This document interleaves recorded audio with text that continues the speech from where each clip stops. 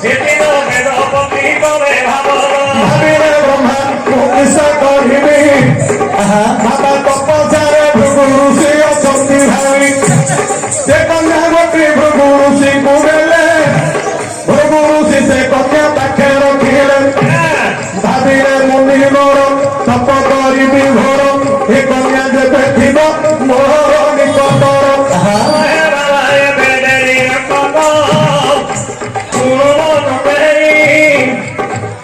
আগରୁ ଯୋଡ଼ିଏ ଝିଅ ଥିଲାଣି ରହି আগରୁ ଯୋଡ଼ିଏ ଝିଅ ଥିଲାଣି ରହି ଅଲକ୍ଷ୍ମୀ କହିରେ ଥିବେ ରହିଲ ଏପରି ଯୋଡ଼ିଏ ତ ଗଲେ ହୋଇଲ ଦିନକର କଥା ପଦେ କର୍ଣ୍ଣ ନିରବଧି ତ ବଲେ କଲେ ହାବଲ ଯୋଡ଼ିଏ ଝିଅ ଏବେ ବିଧାତା ଦେଲା ଆଉ ତ ପୁଅ ଝିଅ ଏବେ ନ ମିଳିଲା ହେଲା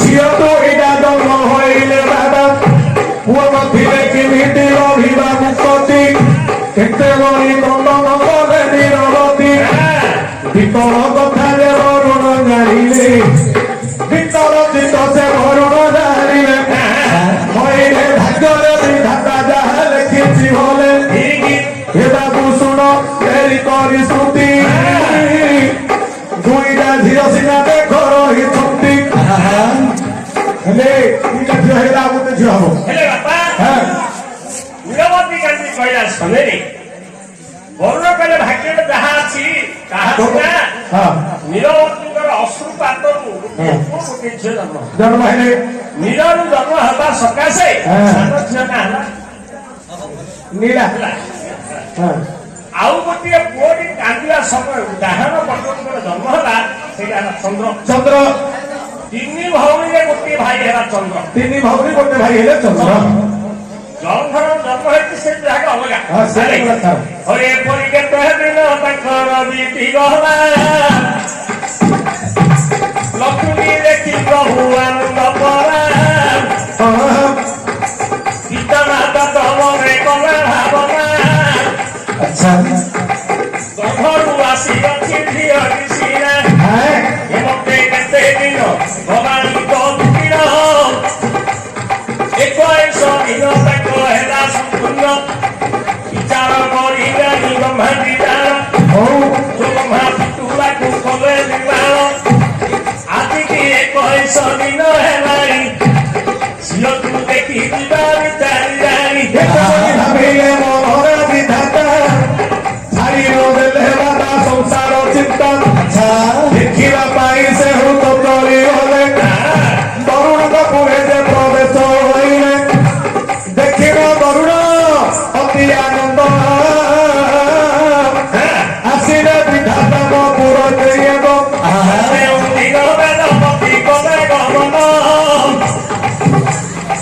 ନାରଦ ଋଷି ଯୋଡ଼ିଏ ତାର ବାପାଙ୍କ ଦୁଇ ପୁଅ ଦାହତି ହୋଇ ବରୁଣ ଦେଖି କରି ପାତକି ହୋଇ ଝିଅର ନାମକରଣ ହବ ଏବେ ହେଲା ମଧ୍ୟ 21 ନାମକରଣ କରନ୍ତି ଆଗରୁ କଥିରେ ଉଦ୍ଧବ କାଉ ହୋଇବ ଶୁଭାଶୁଭ ଏଇଟା ସତ୍ୟ ଯୁଗର କଥା 21 ସତ୍ୟ ଯୁଗ କଲ୍ୟା ଯୁଗ ଦ୍ୱାପର ଯୁଗ କଳିଯୁଗରେ 21 ଦିନ କି 12 ଦିନରେ ହେଲାନି କି 18 ଦିନରେ ହେଲାନି 21 ଦିନରେ କାହିଁକି ହେଲା ତାର ଗୋଟେ କାରଣ ଅଛି କଣ କାରଣ ନା ବୈଷୟିକ ମାନେ 12 ଦିନରେ ସଂସ୍କାର ହେଇଯାଉଛି ଶୁଦ୍ଧ ହେଇଯାନ୍ତି ବୈଷୟିକ ମାନେ 12 ଦିନରେ ସଂସ୍କାର ହୁଅନ୍ତି କିନ୍ତୁ ବାପା ମା ପାଇଁ ସଂସ୍କାର ହୁଅନ୍ତି ବାପା ମା 21 ଦିନ ପର୍ଯ୍ୟନ୍ତ ହଉଛି ହେଲେ 21 ଦିନ ମତେ କାହିଁକି ରହୁଛି ନା ବାପାଙ୍କ 10 ଇନ୍ଦ୍ର ମାଙ୍କ 10 ଇନ୍ଦ୍ର 20 ହେଲା 20 ହେଲା ଗୋତ୍ର ଯାହାର ଯୋଉ ଗୋତ୍ର ହେଇଥିବ ସେ ଗୋତ୍ର ପରେ ମତେ ଦୋଷ ରହୁଛି ସେ ଗୋତ୍ରକୁ ମିଶେଇକି 21 ହେଲା ହେଲା ଛିଲା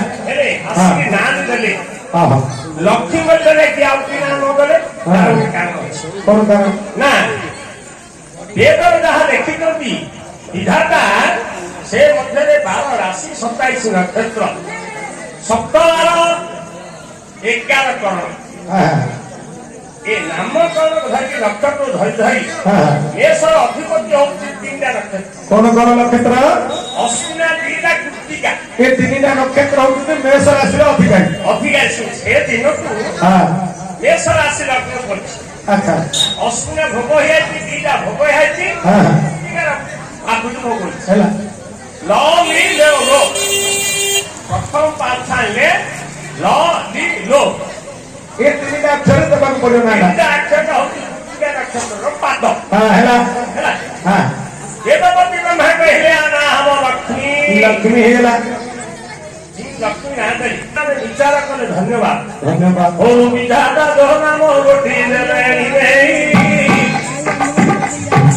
ଦିନ ଘୁରିନ ଦେଖ ବଢୁ ନଥାଇ ଶୁଣ ହେ ବିଜ୍ଞ ହେ ବିଜ୍ଞ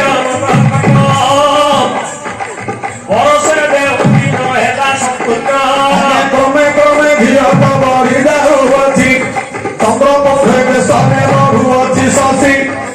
ବରଷ ବରଷ ବହୁ ବିତି ଗଲା, 4 ବର୍ଷ 4 ମାସ ଦେବେ ହେଲା। ଭାବିଲେ ବରୁଣରେ ମନ ପତି,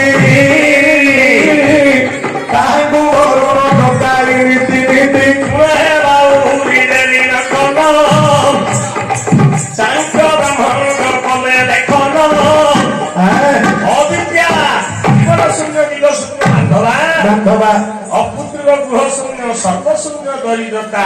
ସର୍ବଶୂନ୍ୟ ଦରିଦ୍ର ଲୋକ। ମୋ ଝିଅଟି ଜନ୍ମ ହେଲେ କିସ ହବ? ହଁ ମୁଁ ତାକୁ ଯଦି ବିଦ୍ୟାର ଯଦି ଶିକ୍ଷା ନ ଦେବି ନ ପଢେଇବି ଆଉ ନ ପଢେଇବି ତାହେଲେ କର୍ମଫଳ ମୁଁ ଭୋଗ କରିବି। ନିଜର ଦୋଷ।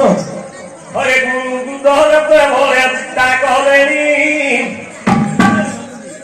ସେଦିନ ବୃହସ୍ପତି ଚାଲିଗଲେଣି ବରୁଣ ପୁର ଗଲେଣି ଚାଲି ବରୁଣ ପାଦରେ ପଡ଼ିଲେ ଗୁହାରି। ଆଜ୍ଞା ଗୁରୁଙ୍କୁ ସେଦିନ ବହୁତ ମାନ୍ୟ କଲେ, ବସିବା ପାଇଁ ସୁଧ ଆସନ ଦେଲେ। ଉଭକୁ ପୁଞ୍ଜିରେ ପୟନ ତାଙ୍କର, ଭକ୍ତାରିରେ ସେଦିନ ତାକୁ ଗୁରୁବର। କାହିଁକି ଡକାଇ ଅଛନ୍ତି ଆପଣ, ସବୁ କଥା ଯାକ କହିଦେଲେ ବରୁଣ। ସମୟରେ ଦେବଙ୍କୁ ଅନେଇଲେ ସବୁ ପୁରାଣରେ ଆଚ୍ଛା ପୁଅ କି ଝିଅ ଜନ୍ମ ହେଲା ମାତ୍ରକେ ହଁ ପଞ୍ଚମ ଦିନରେ ବର୍ତ୍ତମାନ ବାପା ବାପାକୁ ଚିହ୍ନିବ ଅନ୍ତୁଳି ସାମରି କୃତିକା ଘରରେ ହଁ ପୁଅ ହଉଛି ଝିଅ ଏଇଟା ମୋର ବାପା ବୋଲି ସେ ପାଖରେ ଦୃଷ୍ଟି ଅନେଇବ। ଅନେକ ଆଖିଟା ବିବାହ ମଧ୍ୟ ପରୀକ୍ଷା କରନ୍ତୁ 5 ଦିନ ବିଷ୍ଣୁଙ୍କ ସହିତ ପ୍ରହ୍ଲାଦ ଜନ୍ମ ହେଲା। ଜନ୍ମ ହେଲା, ସମୟରେ ହିରଣ୍ୟ ଆସି ଦେଖିଲା, ଦେଖିଲା ହିରଣ୍ୟର ଦୃଷ୍ଟି ପ୍ରହ୍ଲାଦ ଦୃଷ୍ଟି ପଡ଼ିଲା। ପଡିଗଲା। ସୁଧର୍ମା ବିଚାର କଲା ଚିନ୍ଦେଲା। ଲକ୍ଷ୍ମୀଙ୍କ ଦୃଷ୍ଟିଟା ହଁ ଅରୁଣଙ୍କର ଉପରେ ପଡିଲା। ବୃହସ୍ପତି ବିଚାର କଲେ ଲକ୍ଷ୍ମୀଙ୍କ ପାଖରେ ସୌଦା କଳା ଅଛି। ଆଚ୍ଛା ଭଗବାନ